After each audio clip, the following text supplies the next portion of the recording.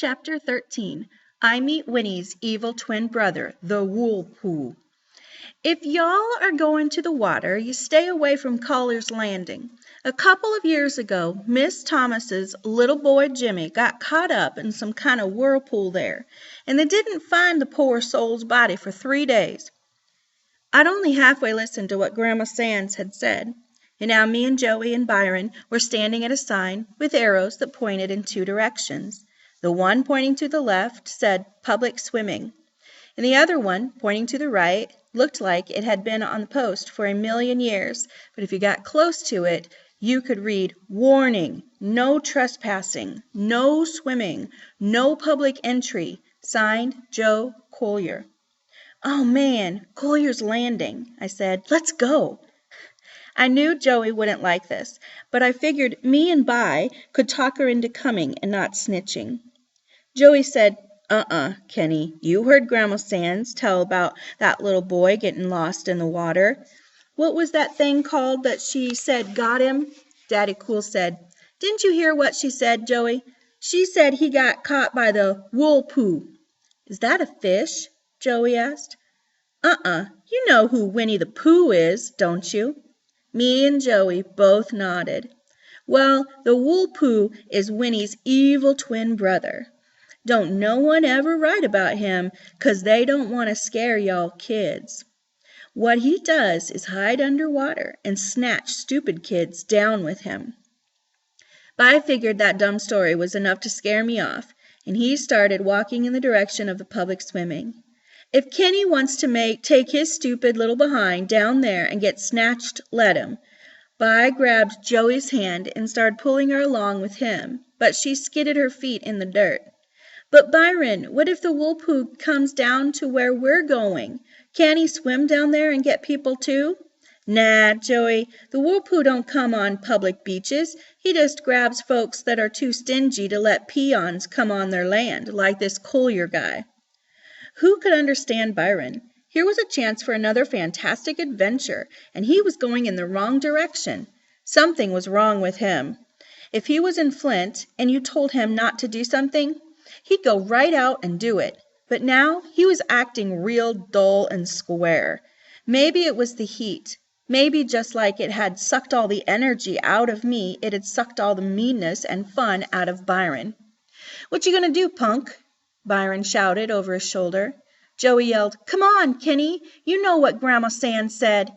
I couldn't believe it. I really wanted to go see where some kid drowned, and now Vi was choosing this time to listen to what a grown-up told him. "Aw, man, I'm going to Collier's Landing." Byron shrugged. "Have fun." I shouted, "What's wrong with you? When are you going to start acting like you normally do? What would Buphead say if he saw you acting like this?" Byron flipped me double middle fingers and another finger sign I'd never seen before and said, "Just keep your stupid little butt out of the water." "Forget you. I'm going." They kept walking. "I'm not playing." Joey waved. "I'm going to Collier's Landing." They were gone. I looked in the direction that the warning sign was pointing and started to get a little nervous. I turned and started to follow Joey and Byron, but finally decided I really was going to Collier's Landing. Maybe Byron was getting sick of having more fantastic adventures, but I figured I was getting old enough to have some myself. "You are a couple of jive squares," I shouted, then walked off the way the warning sign pointed. Byron must have thought I was stupid. Who ever heard of something called a Woolpoo? Wasn't sure what the lie was, but I knew Byron had made that junk up. Besides, if Winnie the Pooh had an evil twin brother, it seemed like I would have read about it somewhere. Some of the time it was kind of hard to understand what Grandma Sands was saying, but I couldn't remember her saying anything about any Woolpoo. If there really was something that snatched kids into the water, Mama and Dad wouldn't have let us come down here, would they? I knew all that stuff, but I was still kind of nervous when I followed the little trail that went through a bunch of bushes and led to the water. I forgot all about Byron's lies as soon as I saw the water. Collier's Landing was great. The water was dark, dark blue, and best of all, it was about 100 degrees cooler. Collier had put up another sign on a giant tree. Warning, danger, no swimming. 6 lives been lost here. Bad drop-off. Signed, Joe Collier. 6? Grandma Sands had said one little boy drowned here, not 6. I felt dumb, but I looked real hard at the water to see if the Woolpoo was hiding there. I even looked up and down the shore to see if there were any strange footprints on the ground. I was kind of worried because this sign looked a lot fresher than the first one. I kept waiting for Bai to jump out of the bushes and say something like, "Aha, you little dope, I got you. I made you look for a Woolpoo." But everything was real calm and quiet. The water didn't even look like it was moving, but like it was breathing, going up and down, and it made a sound like the wind blowing through big trees in Flint. I walked right to the edge of the water and still didn't see anything strange, so I figured if there really was anything dangerous, Byron would have followed me here and stopped me from getting hurt, wouldn't he? Then a bell went off in my head. I knew Joe Collier put that sign up because he didn't want to share his lake with anyone. The Woolpoo was some made-up garbage. There's one good thing about getting in trouble. It seems like you do it in steps. It seems like you don't just end up in trouble, but that you kind of ease yourself into it. It also seems like the worst trouble is that you get into, the more steps it takes to get there. Sort of like you're getting a bunch of little warnings on the way. Sort of like if you really wanted to, you could turn around. The first warning I should have listened to was when Daddy Cool and Joey followed the arrow to the left and I went to the right. The second warning came when I decided to wade in the water and the knots wouldn't come out of my tennis shoe laces and I had to pull and tug the shoes off with the laces still tied. After that, it's kind of hard to count how many warnings I got because with the trouble I ended up in, I must have had a zillion of them. Step by step, I kept easing into trouble until I finally was standing in the lake with the water up to my knees. I'd gone out into the water because there was a bunch of little stupid-looking, slow-moving fish right near the shore, and I thought I might be able to catch some of them and make them pets. I wasn't afraid because I figured if there was a real Woolpoo and he was in the area, these little fish wouldn't be hanging around. Alabama fish were a lot friendlier and a lot trickier than Michigan ones. I bent over and stuck my hand in the water and tried to grab a couple, but they kept slipping away like they were covered with soap. They were right there and I couldn't grab them. They didn't even act like they were afraid of me. They just kept swimming around my legs, even bumping their faces into me, like they were trying to kiss me. It seemed like they wanted me to catch them and take them back to Flint. After missing about 100 times, I stood up and saw the reason the fish wouldn't go out any deeper. There was a big green turtle, about the size of a football, cruising back and forth in the deep water, and he looked just as slow and stupid as the fish did. Wow, who'd want to have a fish for a pet when you could have a turtle? I took a few more steps out, and the cool blue water came all the way up to my arms. Getting cool all of a sudden like this made me bug my eyes and suck in my breath. I made a quick grab at the stupid turtle, and zoom! He flapped his arms once and disappeared into the deep water. That quick grab was my last step. Boom! All of a sudden, I was in big trouble. The rocky ground under my feet started sliding away from the shore. I didn't get nervous because I knew I could flap my arms like the turtle and get back to the dirt. I looked up and saw the shore was still real close. I flapped my arms and nothing happened. I stayed in the same spot. Then the rocks under my feet were gone and I was kicking in water. With the tips of my toes, I could still brush some of the rocks, but they were all slipping and sliding away from shore. I pushed away to try to swim back, and my head bobbed under the water. All of a sudden, all the sound and light from Alabama disappeared because my eyes automatically shut, and it seemed like my ears were stuffed with cotton. I got a mouthful of water, but my head came right back up. I laughed because I was spitting and patooing a mile a minute when my head popped out of the water, but the laughing stopped real quick when I tried swimming again and my head went back under. That's when I got really scared. I'd seen enough cartoons to know that when your head goes down 3 times, it doesn't ever come up again. I knew if I went down one more time, I was as dead as a doughnut. My eyes looked at the shore, where my shoes were sitting safe on some rocks. "Ah, man," I said to myself, "I wish I had a magic lamp so I could have a genie make me be where those shoes are, and they could be where I am." That was the last thing I thought about before I found out that Grandma Sands and Byron and Joe Collier weren't lying at all. That was the last thing I thought about before I found out that the Woolpoo was real and big and mean and horrible, and that he didn't care at all about dragging kids out into the water. I'd never, ever been this scared in my life. I hollered out, "Mama!" My hands were punching the water like it was a person, and my legs were going a mile a minute to try to get back to the shore.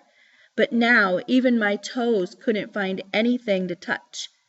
"Okay, Kenny," I said to myself, "you know you're going to be all right. Just get real calm and swim back to the land.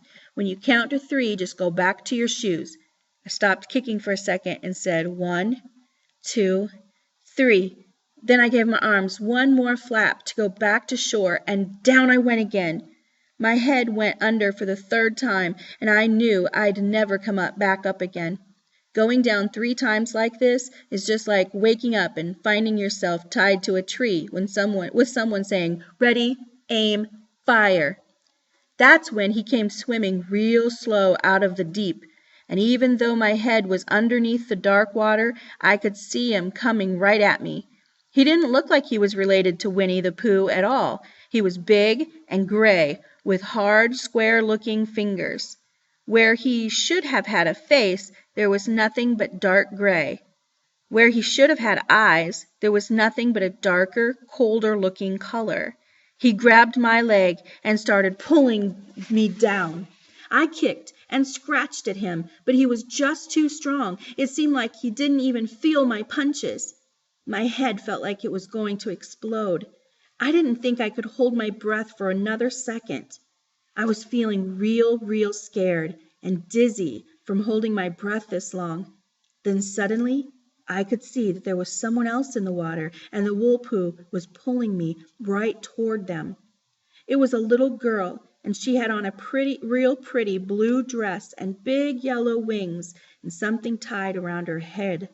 When the Woolpoo pulled me closer, I could see that it was a little angel. Wait a minute. It was Joetta, looking just like the angel Mrs. Davidson had given her. Joey had wings and a halo. Her face was real calm, too, but she was pointing straight up like there was something important I should look at. This angel that looked like Joey was telling me I had to swim up one more time. This really scared me. I knew it wasn't a good sign when you started seeing angels, so I kicked and flapped my arms and started going toward the sky. My head came up and I spit out a bellyful of water and took a couple of good deep breaths. "Mama! Mama! Help me!" But the Woolpoo wasn't through with me. I felt this hard hand go around my ankle, and I went down for the 4th time. I got pulled a little further and saw someone else in the water with me, kicking up a ton of dirt and scratching at the water like they were crazy. "Byron? Man, the Woolpoo is going to let me see all my family one more time before I go." Byron tried grabbing at me, but the Woolpoo was pulling me away too fast. I saw By's legs swimming back up toward the sky. Pull, whoosh, stop. Pull, whoosh, stop. Up ahead, someone else was in the water. It has to be Mama and Dad. "Goodbye, Mama. Goodbye, Dad." No, it's By again, still looking all crazy, still scratching the water. Byron and the Whirlpool started duking it out. By must have hit it 100 times in that place where its face should have been. Finally, the Woolpoo couldn't take any more, and I felt those hard, cold fingers come off my ankle. The Woolpoo swam back into the deep water. The last thing I noticed about him was that he had big, square toes. Byron grabbed me and put his arm around my neck, and it felt like he was trying to choke me. As soon as he got me on the shore and turned me upside down, I felt like I was going to die. I started throwing up a ton of water and food.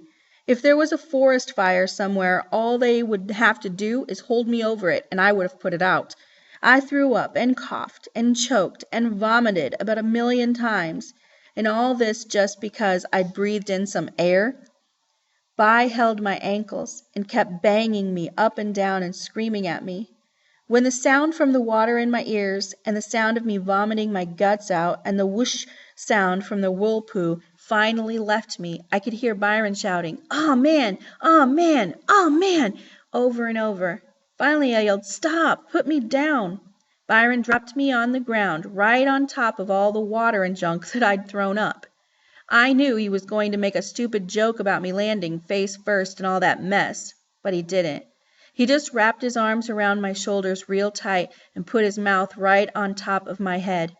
Byron was shaking like he was getting electrocuted and crying like a baby and kissing the top of my head over and over. This was real disgusting. He just kept saying, "Kenny, Kenny, Kenny," a bunch of times with his mouth wide open on top of my head. I could feel his teeth grinding into my skull, but Vi didn't care. I said, "Aw, man," and tried to make him quit, but all I could do was sit there, too tired to do anything but let Daddy Cool nibble on the top of my head while he cried like a kindergarten baby.